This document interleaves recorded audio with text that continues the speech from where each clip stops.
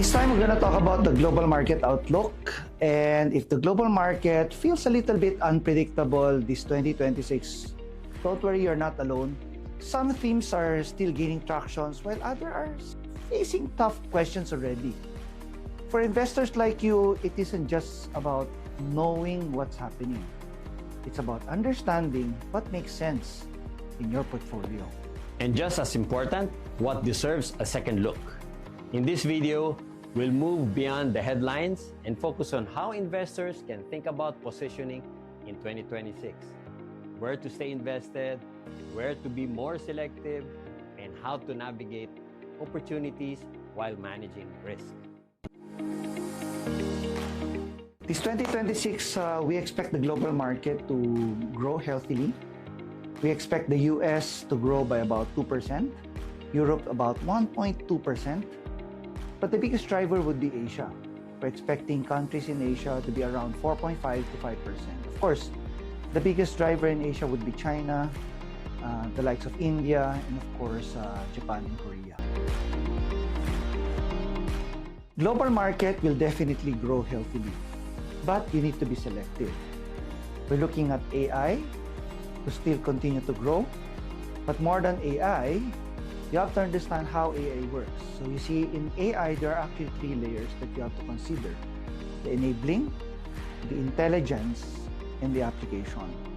2023, 24, and 25, you see very good performance of stocks, equities that are mainly in the intelligence and in the enabling area.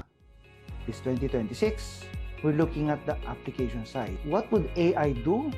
How will this help companies become more productive? We're looking at banking, we're looking at healthcare, and we're looking at renewables. There are 4 risks that we are expecting. The first one would be AI. Earlier, I mentioned to you that the biggest advantage or the biggest potential will still be in the AI market. But the reason for that is because of the massive spending that is being done in AI. Of course, on the risk side, what if they stop spending? What if they decelerate? That's the first risk. The second risk would be inflation. With all the tariffs that's happening now, US trying to retaliate from one country to the other, Europe is retaliating, China is there, inflation might start going up.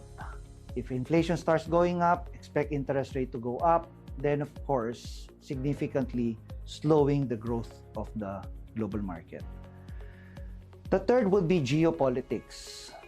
Originally, I was thinking more of the US-China geopolitics or problem or the challenges in US and China.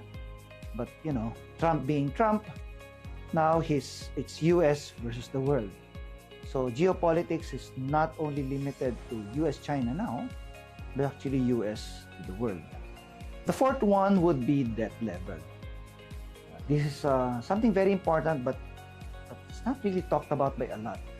You see, most countries are already operating on a debt level equivalent to World War II. That's not going to be sustainable. And if for us to continuously have a healthy growth, that should be addressed. We expect a lot of countries in Asia to do very well. US will still remain to be the dominant market, but we favor Asia more than the US market this year. Countries like China, Korea, and Japan, we expect to do very well this year. Philippines to have a very healthy growth, but some challenges on the political side. Like 2025, this year is starting out to be an interesting year as well. Trends are continuing, risks are emerging, but opportunities abound. Investors should think about positioning their portfolios to ride the trends, understanding the risks, and capturing these opportunities. Trends in AI and tech continues, but there are risks due to possible overspending with low visibility in generating revenues from such investments, and also the high valuation of stocks in this space. But opportunities emerge in its value chain and in other sectors of the economies in the world.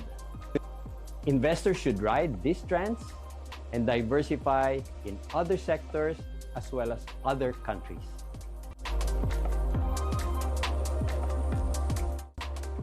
Invest for the long term and manage risk.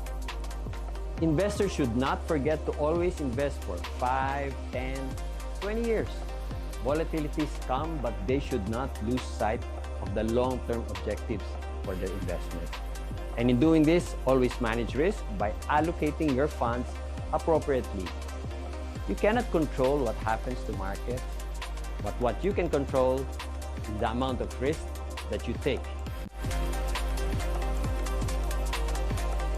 Diversify your portfolio not just in asset classes like bonds and equities, but also in different sectors and countries. One must have a mix of bonds and equities and investments that give interest and dividends. This way, you can balance your portfolio for volatilities that may come.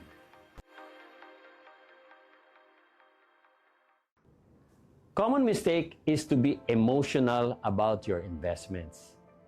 When volatilities come, you may be scared and get out and lose the opportunity when it recovers. Markets are volatile. That's how it works. And 2026 will be no different.